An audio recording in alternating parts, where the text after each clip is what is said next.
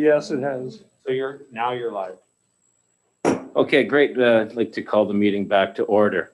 We're carrying on with under new business, item B, expedited approval of 1200 Military Row subdivision and development.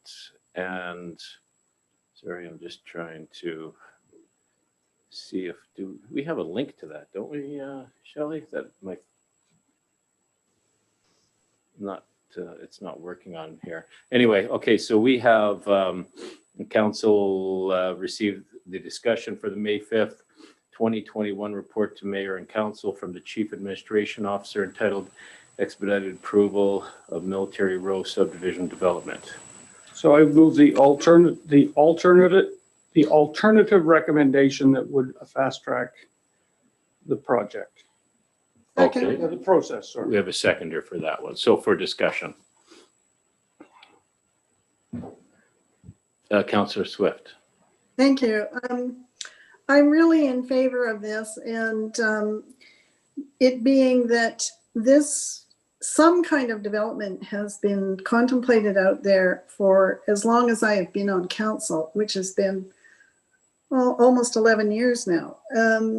And I recognize that a developer coming and saying he really wants to jump the queue and get on with this is maybe not what we would normally contemplate, but given that we're very close to having those bylaws in place, and that these opportunities don't come along, especially in Comox, very often, and I would say especially during the time of COVID, that I think we should seriously consider this. We've been wanting something out there in the industrial lands, and it's 6 times the tax rate. Plus, it puts us in a much better, more diversified tax base for our community, which is really desirable going forward. Other major projects like the sewer conveyance and the Providence projects, I know there's some fear that it'll be delayed, but as probably most of you don't know, Nicole and Ken and I met with the CVRD last week, and they are prepared to throw some resources at the conveyancing project in order to relieve some of our staff burden at our end, so that it will assist with the conveyance project going through the town, which also impacts the Providence project. So I'm really in favor of this expedited process. I think the timing is good, and I'd like to see it go ahead. Okay, thanks, Councillor Grant. And then, okay, McGowan, go ahead. Okay. I'm not in favor of this. There's just too many variables to me. The safety of our wastewater system is already stretched and on edge. I don't think that it would be prudent to put that off anymore and risk anything there. The Dementia Village is much needed and would be a large employer for the Valley and for Comox.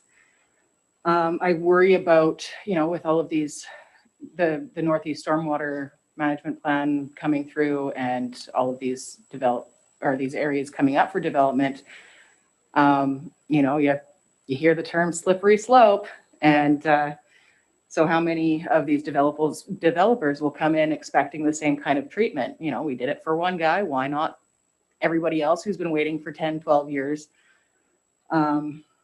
There's just too many ifs there, and I feel very strongly that we need to do this correctly. Development is a game of risk, and our responsibilities lie with the community and with the land and with the water and doing things correctly.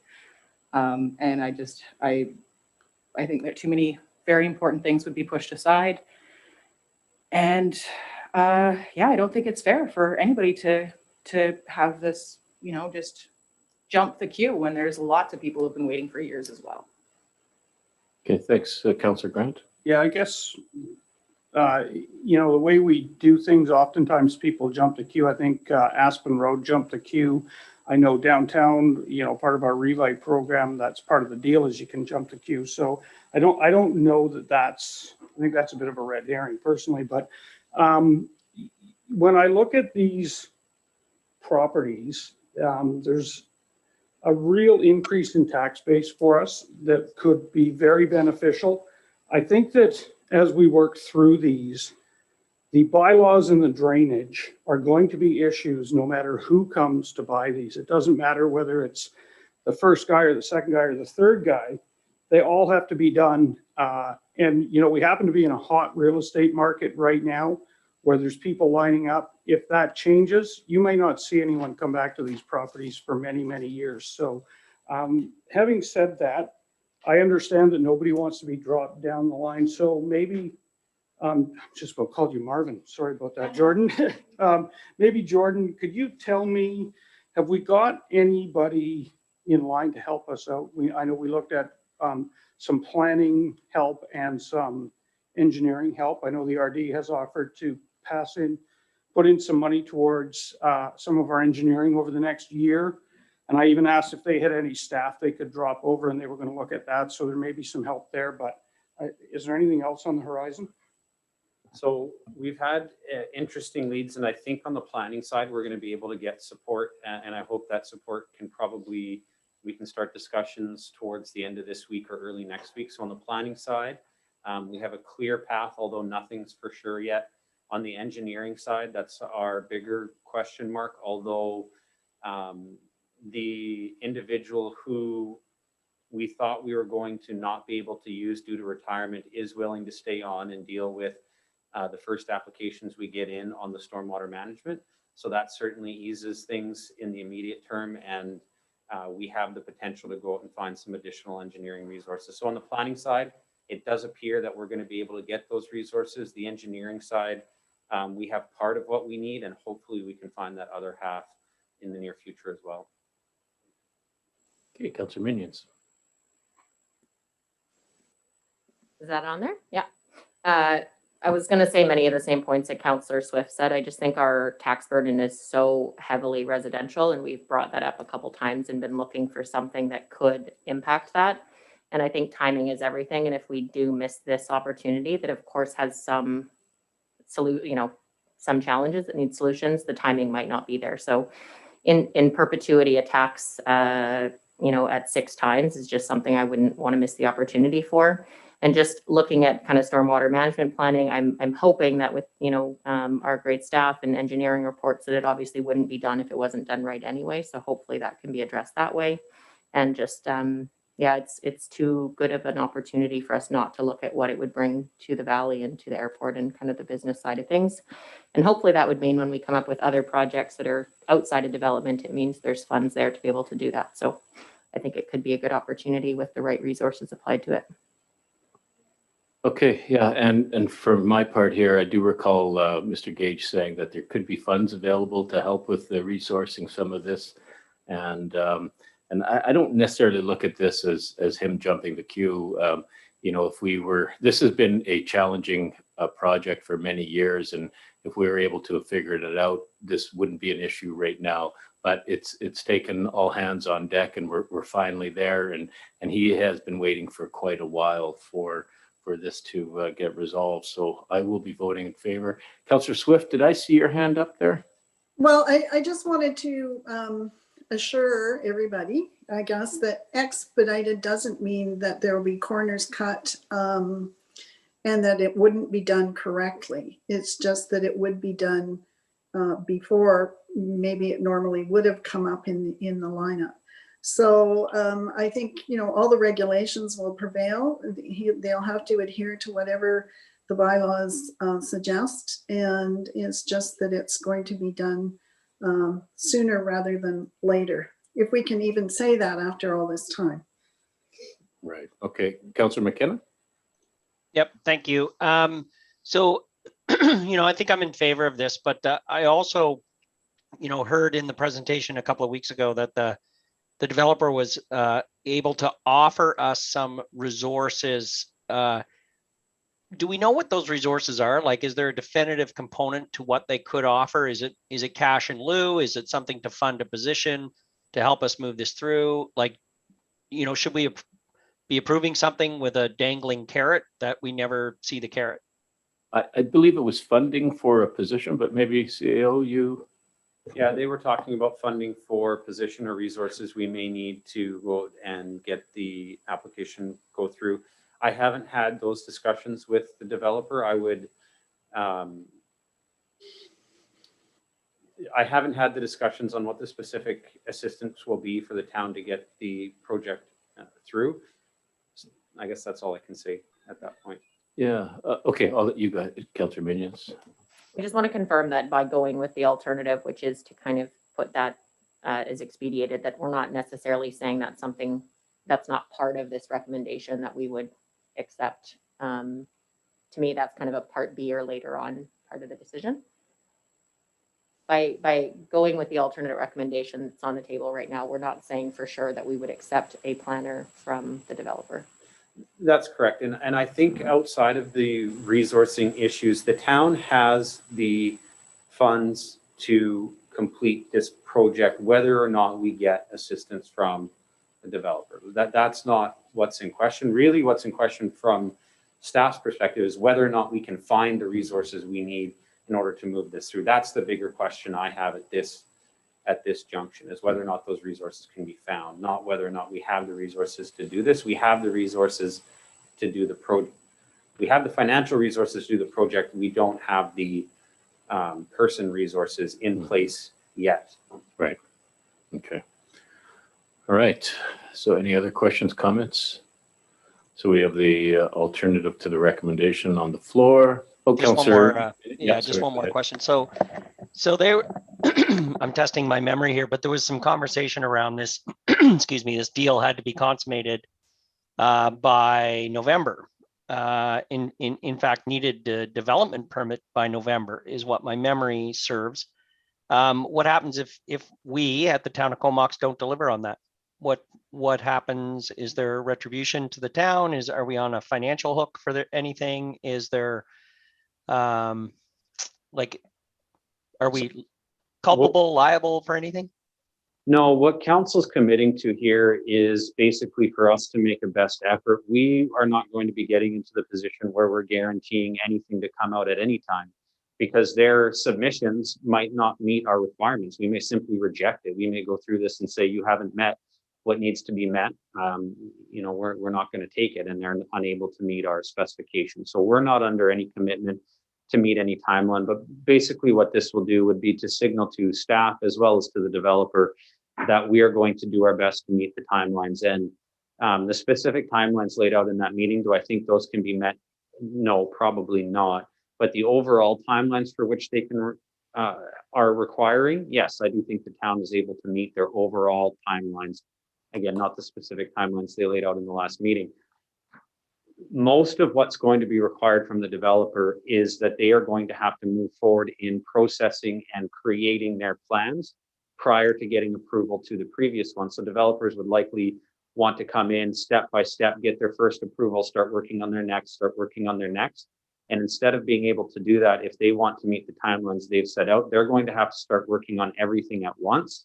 And that is the risk to the developer. And outside of the resources, which may or may not come to the town to support our side of things, that's really what's going to be asked, is that the developer is going to be asked to take a large financial risk in developing their entire package prior to getting what would normally have been approval to move to the next stage.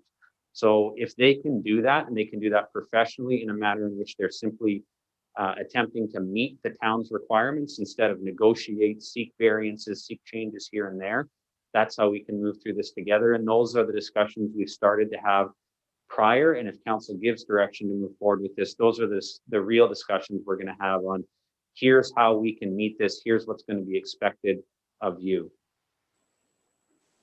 Okay, thank you. All right. One more follow-up. Yeah, go ahead, please. Might be the cart before the horse, but as we proceed through with this subdivision application, and I assume there would be another development application that would come before us for some sort of facility to be built there. Are there amenities that the town of Comox can ask for in a situation on industrial zoning? Marvin, can you answer if what we collect for amenities on these industrial subdivisions? Straight subdivision, they have the right to subdivide if they meet the requirements. So there is no amenity negotiation like occurs at a rezoning. So unless they need a zoning amendment, we would be collecting the development cost charges that are payable as a condition of development that's set by bylaw. Yeah, my question is more about post subdivision. So when the land's been subdivided, one parcel goes this way, the other parcel is going to have a very large facility. Let's, predicting into the future, a large facility is going to be built on it. Are there amenities that we take on large industrial projects like that? No, because there's no point of discretion where council can negotiate that. Subdivision occurs. Once the subdivision occurs, again, if they don't need a zoning amendment, they just go straight to building permit and development permit. Building permits issued if they meet the building bylaw and the building code, and development permit, council has to issue it if they meet the DP guidelines. Okay, and then we're just going to make them build a pond. Yes, that would be part of the subdivision. Yes. Okay, thanks very much. Thank you. So any further questions, comments on that? Seeing none, all in favor? And opposed? One opposed. Thank you. And let me just get back to my place here. All right, so we're at the Recreation and Parks Youth Assessment EOI. And we have a recommendation, and then we have alternate recommendations. So what is council's pleasure? Council Minions. I would move their recommendation, and I'm just wondering if there is room to add that they would consider using youth consultation. And I apologize if it's in there. I scanned the document and didn't see that Was as that as a criteria for them to use youth consultation. That alternative. Yeah, is that the alternative? Because it does up to $750 for the youth. I'll move alternative to and not make my own. Alternative one. Yeah. I'd move alternative one. I'll second that. Okay, for discussion. So, yeah, just to make clear, alternative number one has $750 set aside specifically for honorarium at the discretion of the successful applicant. Correct. But specifically for the Changemakers Initiative. If council wants to make that open to other youth groups, then there's a little note below there on how you can make that change. So just so council's aware, the motion on the table right now is for money to be set aside in an honorarium that would specifically be used at the sole discretion of the successful applicant for the Changemaker Initiatives group. Right. And they made a nice presentation to us. So, okay, so questions or comments on that? Councillor Swift and then McGowan. Thank you. Well, I was very impressed with the Changemaker group. I guess we just don't know what other groups are out there. So I would be more comfortable if it was more open-ended, just so that we had an ability to explore what else is out there. But I wouldn't be surprised if the Changemakers group did rise to the top in any event. But I think in fairness, it would be nice to just leave it open. Okay, and Councillor McGowan? Yeah, I definitely see your point there, Councillor Swift, about keeping it open. But I do like that the Changemakers Initiative took initiative and stepped up and asked to do this. So I think they have a lot of support, and I think they would do really, really well at it. Okay, so do we want to, Councillor Minions? Yeah, I kind of had the same thinking, in that there could be other groups, but I also think having the consultant go out and put like a secondary request for information for a relatively minor thing would be possibly time consuming. So based on the fact that they took the initiative and the grant money of $750, that's why I went with that one. Okay, so we have the motion as is. Then any other questions or comments? Seeing none, all in favor of alternate recommendation one? And that's carried. Thank you. All right. Now, the 2021 to 2025 financial plan bylaw and 2021 tax rates bylaw. So number one, that the Comox financial plan bylaw number 1978, 2021 be given first reading. Move. Second. Questions, comments? All in favor? Thank you. Move second reading. Okay, Second. seconder, questions, comments? All in favor? Okay, Move third. third, Second. any questions, comments? All in favor? Four, Move first reading. Second. questions, comments? All in favor?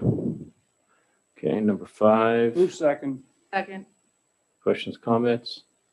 All in favor? Number six, And move third. Second. questions, comments? All in favor? Great, thank you. Not done yet, though. Water and sewer parcel taxes at the Comox Sanitary Sewer and Water Services Parcel Tax Bylaw 1980, 2021 be given first reading. Move. Second. Questions, comments? All in favor? Number two, that bylaw number 1980, 2021, that's a Comox Sanitary Sewer and Water Services be given second reading. Move. Second. Questions, comments? All in favor? And number three, third reading. Move. Seconder, Second. questions or comments? All in favor? Okay, great. That is passed. Thanks. And just- Councillor Grant fell asleep on that last one. I know, that threw me there. What's going on? Just giving everybody a chance. CAO, I didn't inhale, Pat. CAO has a comment? Yeah, just a quick note, in the next week's meeting is strategic plan meeting, but we're going to start that meeting opening with a quick special meeting just to adopt all these. May 15th is the deadline, May 12th is that meeting. So Yep. we'll have adoption next week. Right. Thank you. All right, so we're going down to reports from members of council. So we'll start with Councillor McGowan, Grant, and then Minions, and then Swift and McKenna. Okay, I attended the Comox Youth Climate Council Earth Day storytelling. It was incredibly powerful, and I'm very grateful that I was able to attend. It's going to be a very powerful group in the Valley, I think. I attended a webinar on the Small and Rural Communities Climate Action Guidebook through the FCM. Social Planning AGM, which had a talk on basic income by Susan Abels, which was quite interesting. And I met with Jordan and the Destair IT committee members to speak to them about their IT requirements and issues. Thank you, Councillor Grant. Thanks. Yeah, we had a rare short meeting on April 13th at the RD, so there's not a lot to report there, except that we did approve the alternate approval process for the sewer conveyance, which means we don't have to go to referendum in order to borrow the money. We also had a sewer conveyance meeting with just the town of Comox, and really it was the RD telling us of the urgency of getting this sewer conveyance done and on time. I think they said that it's about $1 million a year every time we delay, so it makes sense to move it along quicker. I think at least for Councillor Swift and I, we've known that for how many years? 11, 15, 30 years that we've been trying to get this through. So it wasn't, I don't think it was really news to anybody in Comox that this needs to get rolling. And they did offer us up some money to, if we did get behind it with our engineering, to help us through that, because it's cheaper to give us a little bit of money than it is to have a lengthy delay and cost us $1 million. So we did that. And in water, we had an update on, there was a leak in the system. I don't know if you noticed that there was some water restrictions a while back, and they just gave us an update on how they fixed the leak. So that's it for me. Great, thanks, Councillor Minions.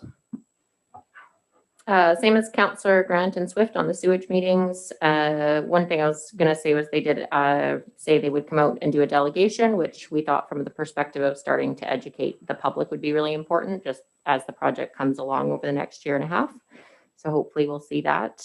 Waste management, we talked about a long list of things, but one of the biggest topics was just how much renovation demolition is happening in the last year. And so the use of the Waste Management Center has been increasing while other things during COVID are decreasing. People are doing a lot of home renovations, a lot of houses are being changed, and that's also with the real estate market. So they're doing a report on what alternative solutions and how kind of diversion at the actual Waste Management Center could look, just to try to get those landfill volumes down. I had 3 meetings out at Claddagh Estates for 1153 Tara Road. Did the youth climate action storytelling from the youth, and most of their stories there were kind of on their concern for trees, local food supply, and just their overall worry is, looking at someone who's 16, they potentially, them and their children are looking at the next 100 years. So it might feel different for us, but the length of time they're looking at for their environment is a very long time. So it's something I think we should definitely be listening to. And the Comox Rec Center is renting out disc golfs. If anyone wants to try our 9-hole disc golf, it's a lot of fun. So if anyone hasn't done that, it's not a meeting, but it's free fun in Comox. Thank you, Councillor Swift, and then McKenna. Thank you. I attended the Comox Youth Climate Action event and the Sewage Commission meeting for the Comox reps, which has been reported out on, and the CVRD meeting. At the CVRD meeting, though, we had a presentation from the BC shellfish producers, and 70% of BC's shellfish is produced in our Baines Sound. So it's a very important resource for the province. And it was noted that the water quality around Comox is declining. And I don't think it's coming from the town of Comox, actually, but more from the failing sewer or septic systems that are prevailing. And then lastly, the Philburg Summer Kitchen is now open and getting good reviews if you haven't had a chance to go there. And the Legacy Tree Project is up and running for the Philburg. And that's my report. Thanks, and Councillor McKenna. Thank you. So mine's fairly short. I'm sorted through 30 applications, shortlisted applications, mind you, for the Vancouver Island Regional Library Executive Director as part of the hiring committee. And so we met as a team on Saturday and talked through and shortlisting candidates by this week. So we'll be making movements there. And today I attended the Comox Valley Coalition to End Homelessness meeting. And it was just interesting to note that they've applied for some funding for the, excuse me, for the warming center. And it's approximately $30,000 a month to fund the warming center. And so it's just interesting, fingers crossed that they achieve that funding. Otherwise, right now, they're only going to May 15th is their furthest allocation at this point. Thanks. Thank you, Councillor Minions. Sorry, when Councillor Swift mentioned the seafood, not seafood, but the water, it reminded me at the board, we did pass a motion at Waste Management to establish a ocean plastics depot at the Waste Management Center. So that's greatly related to some of the shellfish and seafood practices. And that was a bigger one that I forgot to mention. So they'll be working with the Ocean Legacy Foundation to do a ocean plastics depot. So that's a bigger item that I forgot to mention. Okay, thank you. And for myself, I had a meeting with the new president of North Island College, Lisa Dome.